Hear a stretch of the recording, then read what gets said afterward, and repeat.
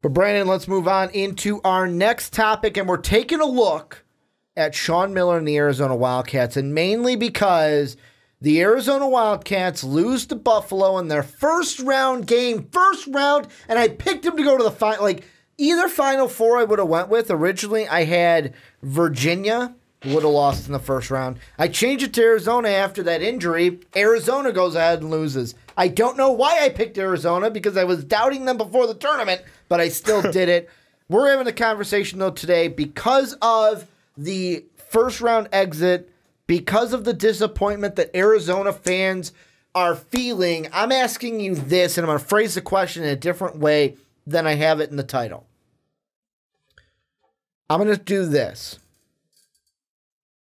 Arizona should fire Sean Miller. Overreaction or not an overreaction? No, it's not. It's not an overreaction because I think that they should fire him alone for what Brandon, I think they should have fired him yesterday. No, I mean, I think they should. I don't think that Arizona can afford to keep a guy on as their head coach, as their face of their basketball program after what has happened. That's not good. And if Arizona does keep him, I mean, if they came out, if the FBI came out and said, "Oops, wrong guy. We thought we got him. It's actually somebody else." Okay. Yeah. But if everything turns out to be accurate and he did what they say he did, he's got to go. I'm sorry, you've got to go. You cannot continue to be the face of a basketball program or of a school if you're a criminal and if you've done something wrong. Larry Nassar cannot continue to, or Nasser, whatever his name is, could not continue to be the head of, Michigan State's, whatever their I don't know, their training, whatever, gymnastics, whatever, because he, did all these things. You can't do it. I mean, his is a bit different, but you've got to go. The people who knew about him doing what he was doing got to go. Sean Miller did what he did. He's got to go. That is not good. And keeping him around says you're okay with that. And that's just for his illegal criminal activities. Look at what he's done. Yes. Has Arizona been good? Sure. But let's have a larger conversation about how piss poor the Pac-12 is. How about that? But yes, NCAA Elite Eight. Then the next year, NIT. Then Sweet 16, Elite Eight. First round, 2015-16. 2 out of the last 3 years. First round, Sweet 16, first round exit. You can't get past the Elite Eight? You can't get that program past the Elite Eight? And the thing I was looking at is each time that they played in the Elite Eight, the first one was 2011. That was the year that Connecticut beat Butler in probably what could have been dubbed the worst national championship of all time, with how low that game was scored in the first half and then how it ended.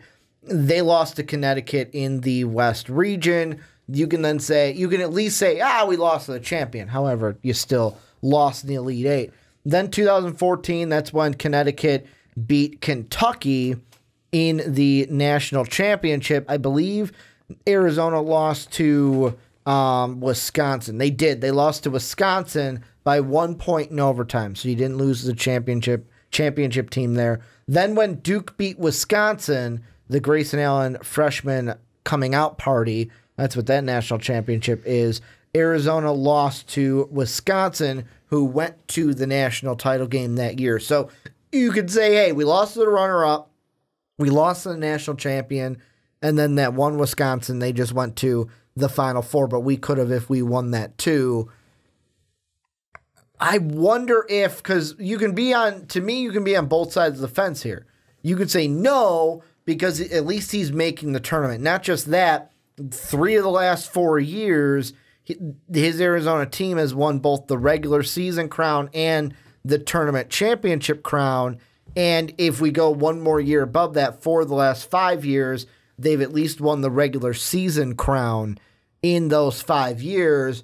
However, the question that I ask is, is that really a accomplishment that you can go, yes, we're going to hang on to that because of how weak the Pac-12 is? Yeah, I was going to say, let me go through and talk about all the Pac-12 teams that we had in the tournament this year. Arizona. Oh, wait, we're done. I mean, they've been awful. Yeah. So to say that they've won, the Pac-12 title, 4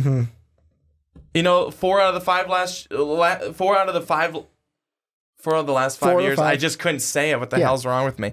4 out of the last 5 years, that's nothing. Well, and that's nothing. That is no huge accomplishment. It's not like saying, man, we really battled for the ACC, championship the last 5 years. No, it just doesn't have the same luster. Sorry. One, no one's watching your games because they're sleeping, and two, they're boring. The teams are not that good. Yes, was UCLA almost in it?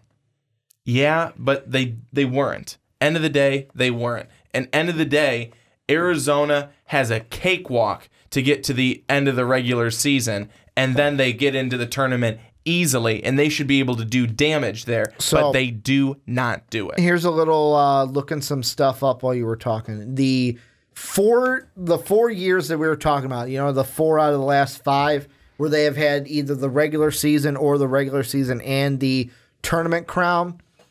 In 2014, the Pac-12 was tied for second with most teams in the tournament with 6. UCLA, Arizona, Arizona State, Colorado, Oregon, and Stanford. 2015, they had 4.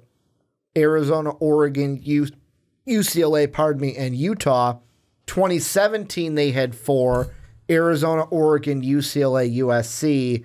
This year, they had 3. They had Arizona, Arizona State, UCLA.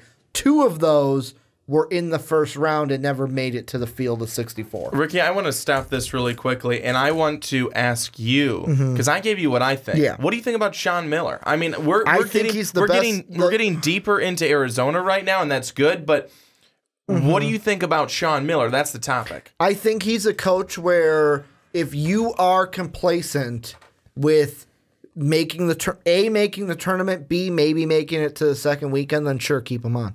He's a criminal. What do you think about that? With that one, with the whole FBI thing, he should be fired. I'm with the play though. It's one of those where if you're competent with we made the tournament, we're gonna make it to the second weekend more times than not, then sure, keep him. The goal is to win a national championship, or as what I saw in a YouTube video this week, the goal of the March Madness is to create losers because we get most of those rather than winners. The goal is to win that championship. Sean Miller's never been to a Final Four. The FBI thing is just icing on the cake at this point. The real base of this cake is, are you okay with just going to the tournament?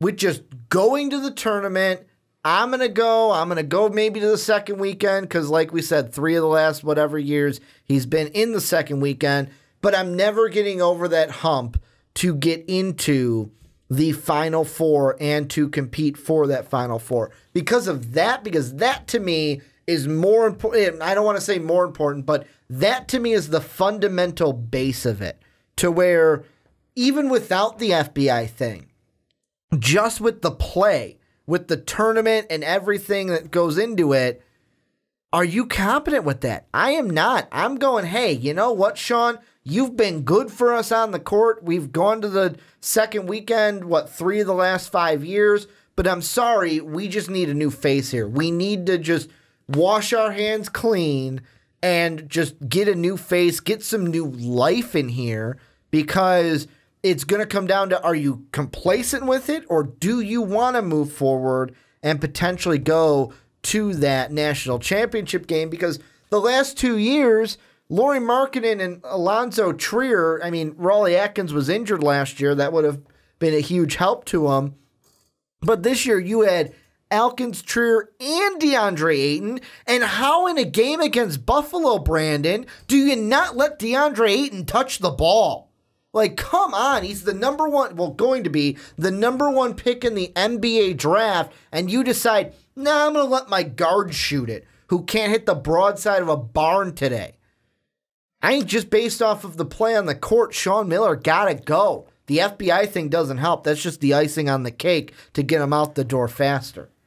And, you know, I think that, again, it's one of those things where Arizona is right now. I think I'm telling you my opinion. Mm-hmm. What Arizona, I think, is going to do, I think they like being able to continue to win. Yeah. They like being able to continue to control a very weak Pac-12. Mm-hmm. Why would you not, I guess? But if he cannot continue to if he can't consistently get you to the tournament and then be able to actually give you some hope once you get there, Elite Eight is nice. But if that is your cap, mm-hmm. that's all you're going to be with this team. I mean, you should have gone with what you had this year, with Trier, with Alkins, with Ayton. You should not have been the first weekend team. Second, well, the only way I'd be okay with them being bounced in the second weekend is if they would have lost in the second game to Kentucky.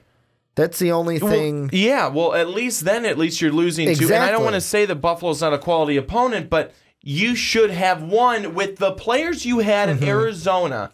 You should have wiped the floor with Buffalo. Mm-hmm. Not the other way around, but Buffalo was just faster. Arizona was slow. And that was Buffalo's first tournament win ever, I believe. I mean, I think that was their first tournament win. All the credit in the world to Buffalo, but Arizona, where you at? Mm-hmm. You know, I mean, it's seriously mind-boggling how bad they were in that game. And I know it's not all Sean Miller. He can't be the guy out there to go and do it, but you have to have a better game plan in place. Well, and this is more than just Buffalo this week. This is losing. Like, if you want to, it comes down to the cliche. You want to be the best, you got to beat the best. You lose to Connecticut, they win the whole ship. You lose to Wisconsin, they're the runner-up in the tournament. You lose to Wisconsin, they're a Final Four team. You lose to, what was it? They lost to Xavier last year, I think was the team that they lost to. They almost lost to St. Mary's. Their 2-15 matchup from last year, I believe, played them really tough as well. I think they only won like 100-82 in that game. There's no reason that they shouldn't have gone a little bit farther than they did. There should be no reason that they haven't made the Final Four to this point. And I think it's going to come down to, for me, of how much longer do you want to just make the tournament and not go to the Final Four? Because, spoiler alert, hot take alert, Sean Miller's never going to make the Final Four. There, I said it. He's never going to do it. He will never have a team that will make the Final Four in my mind, because I don't see him as a Final Four coach. He's not that coach that can bring his team to the Final Four, and he doesn't have the players that he can rely on like Coach K. Well, Coach K is a better coach, but what Coach K has at Duke right now. The next question would be, if you were to get rid of Sean Miller, who do you get? Mm-hmm. Who do you get? Who's going to be the next person to lead your team? You know, are you going to grab one of the mid-major guys and bring him up to Arizona? You could. But then the question is, are you not starting all over, but are you, instead of being way out in front of the pack, are you now dipping back down where the pack catches you and you have to take a year or 2 years to kind of rebrand Arizona basketball? And I'm not saying that they need to people. Arizona fans are probably thinking that we're nuts right now. Probably saying we don't need to be rebranded. We're fine with only going to the Elite Eight. I think he should be fired. I just think that you take a look at it with everything that's gone on, especially this season. And I remember watching a game day, and Jay Billis said Sean Miller is never going to coach again. If all this comes out to be true, he's never going to coach again. So if Arizona gets rid of him, no one's going to want to pick him up because of what is following him. That's not going to happen. I don't think any team would I don't think any program would put themselves at risk to go and get him if he were let go. I just don't see how Arizona can be okay with what continuously is now happening, I feel like, in these tournaments, especially with the "what have you done for me lately" question. 2 out of the last 3 years, you have gone home the first weekend. That is not good for Arizona basketball. Yeah, and the thing I'm looking at right now is I'm just looking at some of the mid-major coach, because to me, I would dip into that mid-major pool because there are some good coaches within that mid-major, only because I don't think it'd be different if Tom Crean was still out. If like a Tom Crean was still out there, if you want to hit a home run and get a guy that's going to be like, you know what, this is a guy that, then go Thad Matta. But I think Thad Matta's in the less mild category for things where it's going to be, hey, you know what?